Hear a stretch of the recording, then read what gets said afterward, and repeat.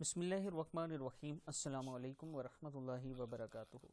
عابد راجہ channel کی طرف سے آج میں اپنے دوستوں کو بہت کی پیاری دعا پڑھنا سکھاؤں گا۔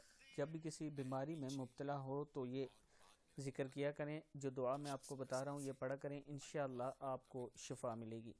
اس سے پہلے میں اپنے تمام دوستوں سے گزارش کروں گا کہ اگر ابھی تک میرے چینل عابد راجہ کو آپ سبسکرائب نہیں کر سکے تو ضرور کر لیں تاکہ ڈیلی آپ تک اچھی ویڈیو پہنچ سکیں۔ تو سٹارٹ کرتے ہیں۔ بسم اللہ الرحمن الرحیم۔ جب کسی بیماری میں مبتلا ہو تو یہ دعا پڑھیں، لا الہ الا اللہ واللہ اکبر، لا الہ الا اللہ وحدہ لا الہ الا اللہ وحدہ لا شریک لہ، لا الہ الا اللہ لہ الملک ولہ الحمد، لا الہ الا اللہ ولا حول ولا قوۃ الا باللہ۔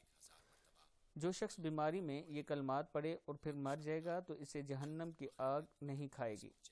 یہ کتاب کا حوالہ موجود ہے، اور آپ اگر بیماری میں یہ پڑھیں گے تو انشاءاللہ آپ کو شفا بھی ملے گی۔